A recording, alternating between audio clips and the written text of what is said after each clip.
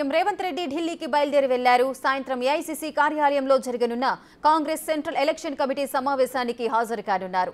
సీఎంతో పాటు సీఈసీ సభ్యుడి హోదాలో సమావేశంలో మంత్రి ఉత్తమ్ కుమార్ రెడ్డి ఆ మీటింగ్లో పాల్గొంటారు.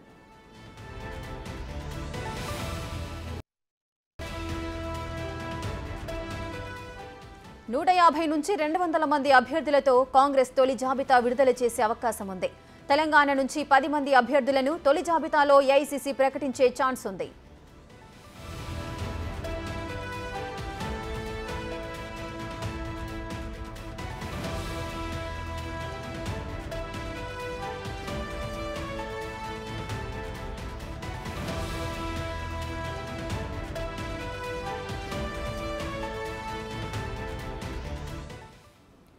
సీఎం రేవంత్ రెడ్డి ఢిల్లీకి బయలుదేరి వెళ్లారు. సాయంత్రం ఏఐసీసీ కార్యాలయంలో జరగనున్న కాంగ్రెస్ సెంట్రల్ ఎలక్షన్ కమిటీ సమావేశానికి హాజరు కాబోతున్నారు.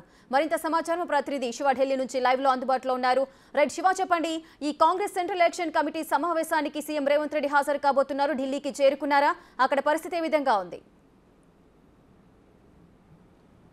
రేట్రిక ఈరోజు సాయంత్రం 6 గంటలకు కేంద్ర ఎన్నికల అంటే కాంగ్రెస్ సెంట్రల్ ఎలక్షన్ కమిటీ సమావేశం జరగబోతుంది. ఈ సమావేశంలో హాజరయ్యేందుకు తెలంగాణ సీఎం రేవంత్ రెడ్డి కొద్దిసేపటి క్రితమే హైదరాబాద్ నుంచి ఢిల్లీ బయలుదేరారు. ఇక్కడికి వచ్చిన తర్వాత నేరుగా కాంగ్రెస్ కార్యాలయం చేరుకుంటారు. అయితే మొదటి జాబితాలో లోక్సభ అభ్యర్థుల మొదటి జాబితా కసరత్తులో భాగంగా ఈరోజు సాయంత్రం 6 గంటలకు మల్లికార్జున ఖర్గే అధ్యక్షతన ఈ సెంట్రల్ ఎలక్షన్ కమిటీ సమావేశం జరగబోతుంది. ఈ సమావేశంలో తెలంగాణ నుంచి సీఎం రేవంత్ రెడ్డి, ఇన్ఛార్జ్ దీపాదాస్ మున్షి, అలాగే CEC member central election committee మెంబర్గా ఉన్న ఉత్తమ్ కుమార్ రెడ్డి కూడా హాజరు కాబోతున్నారు. అయితే మొదటి జాబితాలో ఇది తెలంగాణకి సంబంధించిన కీలక నియోజకవర్గాలకు సంబంధించి ఎక్కడైతే గట్టి పోటీ ఉందో అక్కడ ఆ నియోజకవర్గం ఇప్పటికీ కొన్ని నియోజకవర్గాలను సీఎం రేవంత్ రెడ్డి కన్ఫర్మ్ చేశారు. మరోవైపు గతంలోనే సీఈసీ రాష్ట్ర స్క్రీనింగ్ కమిటీ సమావేశంలో కూడా ఒక జాబితాను సిద్ధం చేసి దాన్ని అధిష్టానానికి పంపించినట్లుగా కూడా తెలుస్తుంది. దానిలో భాగంగానే మరొకసారి చర్చలు జరిపేందుకు సీఎం రేవంత్ రెడ్డి ఈరోజు ఢిల్లీ రాబోతున్నారు. ఢిల్లీ వచ్చిన తర్వాత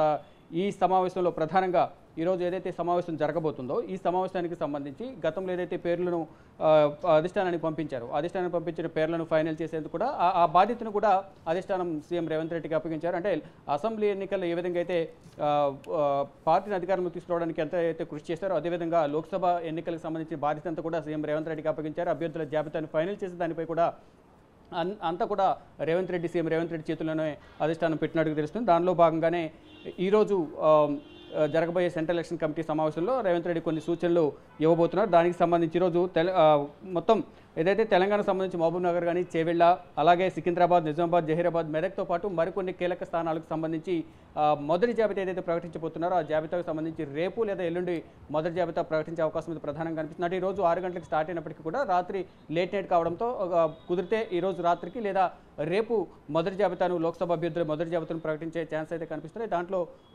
తెలంగాణకు సంబంధించిన అభ్యర్థుల జాబితా కూడా ప్రధానంగా ప్రకటించే అవకాశం కానీ దాదాపు 17 లోక్సభ స్థానాల్లో 8 నుంచి 10 లోక్సభ స్థానాలను మొదటి జాబితాలోనే ప్రకటిస్తారంటూ కూడా సమాచారం అందుతుంది. ఇప్పటికే ఆశావహుల సంఖ్య అంటే రేఖ శివ, అయితే మొత్తం ఈ తొలి జాబితాలో 150 నుంచి 200 మంది అభ్యర్థులతో తొలి జాబితా విడుదల చేసే అవకాశం ఉన్నట్లుగా తెలుస్తోంది. అదేవిధంగా తెలంగాణ నుంచి 10 మంది అని చెబుతున్నారు. సో ఈ అభ్యర్థుల ఎంపికలో ఎటువంటి కసరత్తులు చేస్తారు? రైట్, ఇప్పటికే మనం చూసుకుంటే కనుక అసెంబ్లీ ఎన్నికల్లో పార్టీ కోసం కష్టపడి పనిచేసిన వారికి ఎవరైతే అసెంబ్లీ స్థానం దక్కని వారికి అప్పుడే హామీ ఇచ్చారు. ఎవరైతే ఇతర పార్టీ నుంచి వచ్చిన వారికి కానీ మొదటి కాంగ్రెస్ పార్టీలో ఉన్న వారికి కానీ ఒకవేళ ఇప్పుడు ఎవరికైనా అసెంబ్లీలో అవకాశం దక్కకపోతే మాత్రం పార్లమెంటు స్థానం ఇచ్చే విధంగా కూడా వారికి హామీ ఇచ్చారు. దానిలో భాగంగా హామీ ఇచ్చిన నేపథ్యంలోనే వారందరికీ కొంతమందికి ఇంటర్నల్గా కొంతమందికి చెప్పినట్టు తెలుస్తోంది. ఇటు పటేల్ రమేష్ రెడ్డి కానీ, అద్దంకి దయాకర్ కానీ ఇటువంటి వారు అసెంబ్లీ స్థానాలను అసెంబ్లీ ఎన్నికల సమయంలో వారి స్థానాలను త్యాగం చేసిన నేపథ్యంలో వారికి కూడా ఈసారి అవకాశం కల్పించే ఛాన్స్ ఉన్నట్లు కూడా కొంత ప్రచారం అయితే జరుగుతోంది. ఆ దిశగా కూడా కొన్ని నిర్ణయాలు తీసుకున్నట్లు కూడా తెలుస్తోంది. మరోవైపు బలాబలాలను చూసుకుని మొదటి నుంచి కాంగ్రెస్ పార్టీ కోసం కష్టపడి పనిచేసిన వారికి కానీ సామాజిక వర్గాల వారీగా అక్కడ గెలుపు గురాలను మాత్రమే బరిలోకి దించే విధంగా కూడా ప్రధానంగా వ్యూహాలు సిద్ధం చేశారు రేవంత్ రెడ్డి. దానిలో భాగంగానే అంటే మొత్తం దాదాపు 17 లోక్సభ స్థానాల్లో 14 స్థానాలు కైవసం చేసుకోవాలనేది ప్రధానంగా రేవంత్ రెడ్డి ప్రణాళికను సిద్ధం చేశారు. ఇటు సర్వేలు కూడా దాదాపు 12 నుంచి 14 లోపు తెలంగాణలో కాంగ్రెస్కు లోక్సభ సీట్లు దక్కే అవకాశం ఉందంటూ కూడా సర్వేలు కూడా కొన్ని కాంగ్రెస్కు అనుకూలంగా ఉన్నట్లు కూడా ప్రజెంట్ ఉన్న సిచ్యువేషన్లో తెలుపుతున్నాయి. ఇక ఇతర పార్టీల నుంచి వచ్చిన చేరికలకు సంబంధించి కూడా ప్రధానంగా అది ఎంత మేరకు ప్లస్ అవుతుందనే దానిపై కూడా కొన్ని ఈక్వేషన్స్ కూడా కొన్ని సిద్ధం చేశారు. దానిలో భాగంగా అంటే ఇటు సిటీలో కూడా లోక్సభ స్థానాలు అంటే అసెంబ్లీకి సంబంధించి కొంతమేర అనుకూలంగా లేనప్పటికీ కూడా ఇప్పుడు అది లోక్సభ స్థానాలకు ప్లస్గా మలుచుకునేందుకు కాంగ్రెస్ వైపు డైవర్ట్ చేసుకునేందుకు విధంగా కూడా అక్కడ ప్రధానంగా సిద్ధం చేసుకున్నారు. దానిలో భాగంగానే అందరి జాబితాను సిద్ధం చేసి ఆ జాబితాకు సంబంధించి ఇప్పటికే రేవంత్ రెడ్డి ఆ జాబితాను సిద్ధం చేసినట్టు తెలుస్తుంది. అధిష్టానానికి పంపించారు. అధిష్టానం కూడా ఈ రోజు జరగబోయే సెంట్రల్ ఎలక్షన్ కమిటీ సమావేశంలో చర్చించిన తర్వాత తుది నిర్ణయం తీసుకోబోతున్నారు. ఈ రోజు రాత్రి లేదా రేపు మొదటి జాబితాను ప్రకటించే అవకాశం అయితే ప్రధానంగా కనిపిస్తోంది. Rekha. Right. Thank you Shiva. Thanks for the live details.